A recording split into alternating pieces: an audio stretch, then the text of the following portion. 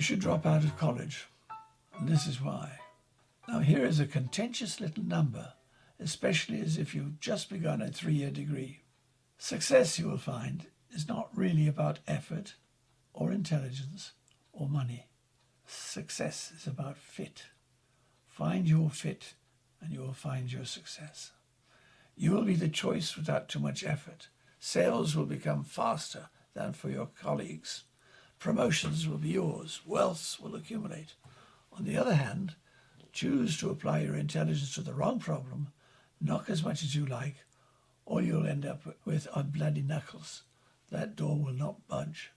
The years you give to colleges and at universities are some of the most valuable of your life. They are the years you will use to rediscover what you were made for.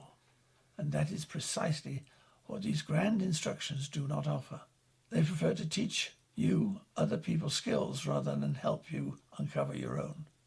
The lucky individual who from an early start knows their nature is rare. The majority of the population end up accepting advice and taking up careers which they make acceptable to varying degrees. Do you like where you are? Do you like what you are studying? Can you see use of the studies in a future job? Is there something you would really like to do?